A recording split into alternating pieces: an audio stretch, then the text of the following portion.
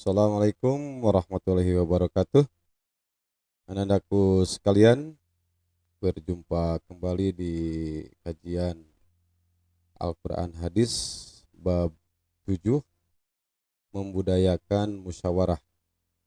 Setelah kita selesai membahas bab 6, maka kita berlanjut ke bab 7 bagian 1, karena nanti kita akan bagi dua ya, bagian 1 dan bagian 2. Membudayakan musyawarah.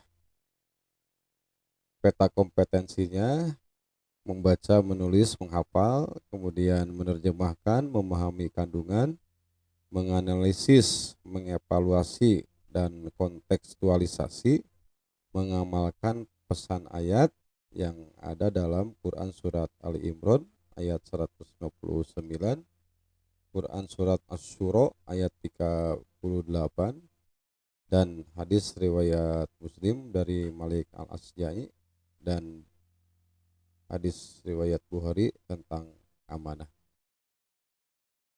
Sebelum ke materi pokok, silakan amati dulu ya, perhatikan gambar berikut dan kemukakan komentar kalian. Ditulis di buku tugas ya. Oke, kita lanjut. Pertama, perintah musyawarah yang terdapat dalam Quran Surat Ali Imran ayat 159. Perhatikan bacaannya. فبما رحمة من الله لنت لهم ولو كنت فظا غليظ القلب لانفضوا من حولك فاعف عنهم واستغفر لهم وشاورهم في الأمر فإذا عزمت فتوكل على الله إن الله يحب المتوكلين.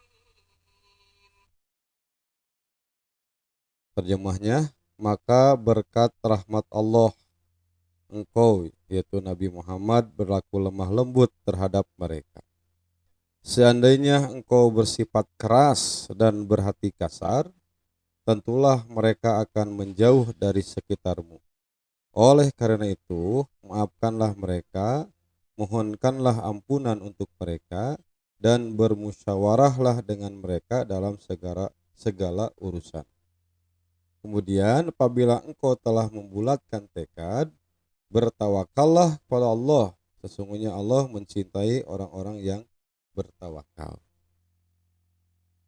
فبما رحمة من الله لنت لهم ولو كنت فظا غليظ القلب لانفضوا من حولك فاعف عنهم واستغفر لهم وشاورهم في الأمر فإذا عزمت فتوكل على الله إن الله يحب المتوكلين. Terjemah per kalimat. Fabima rahmatim minallahi lintalahum. Maka berkat rahmat Allah, atau maka disebabkan rahmat Allah, engkau, wahai Nabi Muhammad, berlaku lemah lembut terhadap mereka. Lintalahum. Walaupun tapaddon, seandainya engkau bersikap keras, golidul qalbi, dan berhati kasar, langfaddu min haulika, tentulah mereka akan menjauh dari sekitarmu. Fa'fu anhum wastaghfir lahum wasyawirhum fil amri. Oleh karena itu, maafkanlah mereka. Fa'fu anhum, maafkanlah mereka. Wastaghfir lahum, mohonkanlah ampunan untuk mereka. Wasyawirhum fil amri, dan bermusyawarahlah dengan mereka dalam segala urusan penting. Fa'idha azamta, kemudian apabila engkau telah membulatkan tekad, fatawakkal ala Allah, bertawakallah pada Allah. Innallaha yuhibbul mutawakkilin, sesungguhnya Allah mencintai orang-orang yang bertawakal. Penjelasan. Ayat ini berisi perintah Allah untuk bermusyawarah. Melalui ayat ini Allah menjelaskan kepada kita bahwa sekalipun dalam keadaan genting seperti terjadinya pelanggaran-pelanggaran yang dilakukan sebagian kaum muslimin pada peperangan Uhud sehingga menyebabkan pasukan Nabi Muhammad SAW menderita kekalahan. Beliau tetap berlaku sabar, tidak marah terhadap pelakunya, bahkan memohonkan ampunan pada Allah atas kesalahan mereka. Andai kata Nabi Muhammad Sallallahu Alaihi Wasallam bersikap kasar dan tidak memaafkan mereka, niscaya mereka akan menjauhkan diri dari beliau dan membenci ajaran agama Islam. Kata musyawarah berasal dari kata syawaro yang artinya mengeluarkan madu dari sarang lebah. Arti ini kemudian berkembang sehingga mencakup segala sesuatu yang dapat diambil, dikeluarkan dari yang lain, termasuk pendapat. Jadi ketika kita bermusyawarah, mengambil saripati, mengambil hal-hal yang baik dari pendapat-pendapat, maka disimpulkanlah menjadi suatu semacam madu, ya. Jadi kesimpulan yang manis.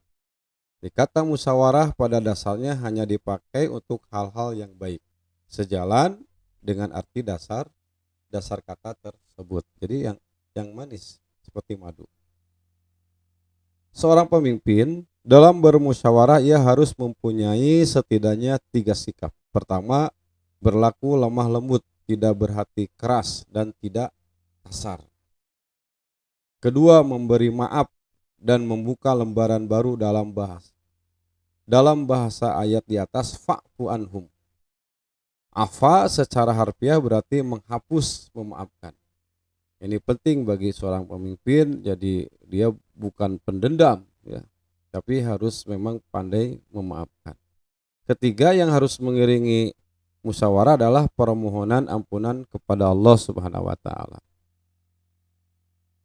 Pesan terakhir ayat ini dalam konteks musyawarah adalah apabila telah bulat tekad, faida azamta, maka laksanakanlah dan berserah dirilah kepada Allah.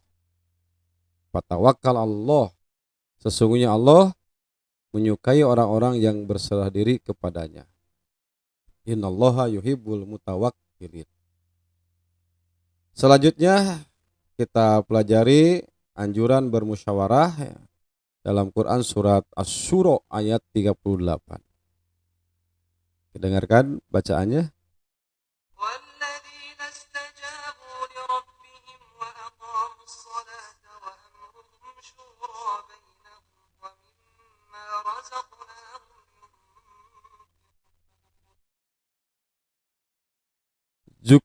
Juga lebih baik dan lebih kekal bagi orang-orang yang menerima mematuhi seruan Tuhan dan melaksanakan sholat, sedangkan urusan mereka diputuskan dengan musyawarah di antara mereka. Mereka menginfakkan sebagian dari rezeki yang kami anugerahkan kepada mereka. والذين استجابوا لربهم وأقاموا الصلاة وأمرهم شورى بينهم ومما رزقناهم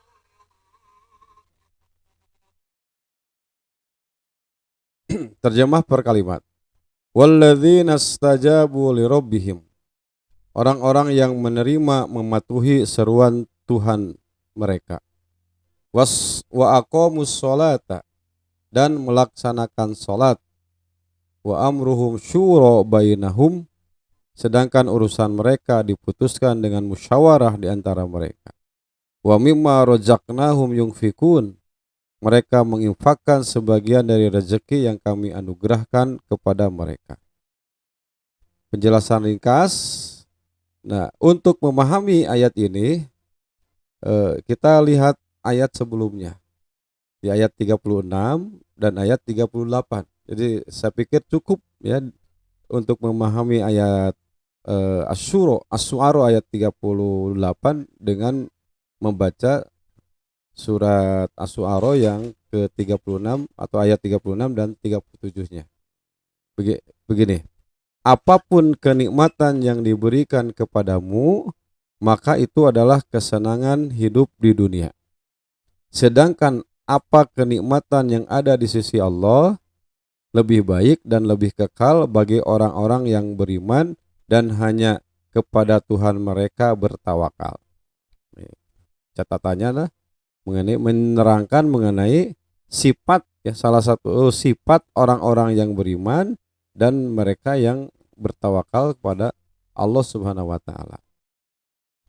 Kemudian ayat 37-nya, kenikmatan itu juga lebih baik dan lebih kekal. Bagi siapa? Bagi orang-orang yang menjauhi dosa-dosa besar dan perbuatan-perbuatan keji, dan apabila mereka marah segera memberi maaf. Nah, baru ayat 38-nya. Jadi nyambungnya dengan ayat sebelumnya. Pakar tafsir Muhammad Rashid Ridho menyatakan bahwa Allah telah menganugerahkan kepada kita kemerdekaan penuh dan kebebasan yang sempurna dalam urusan duniawi dan kepentingan masyarakat. Jadi yang dimusyawarahkan oleh Rasulullah SAW adalah urusan-urusan duniawi, urusan-urusan ijtihadi. Kalau urusan-urusan syariat tentunya tidak bisa dimusyawarahkan. Masa Rasul bermusyawarah, misalkan sholat duhur, musyawarah jangan 4 jadi 2 atau 3, nggak bisa kan. Nah, ini adalah dalam urusan dunia dan kepentingan masyarakat atau untuk kemaslahatan masyarakat. Nah, dengan jalan memberi petunjuk untuk melakukan musyawarah, yakni yang dilakukan oleh orang-orang cakap dan terpandang yang kita percayai. Jadi tidak semuanya, ya, tapi orang-orang yang memang bisa diambil madu-madu dari ungkapannya, dari pandangannya. Nah, untuk apa? Guna menetapkan pada setiap periode hal-hal yang bermanfaat dan membangun masyarakat. Nah, demikian pembahasan dari ayat ini. Mudah-mudahan kita bisa bertemu kembali di bahasan selanjutnya mengenai hadis yang berhubungan dengan kepemimpinan. Terima kasih. Wassalamualaikum warahmatullahi wabarakatuh.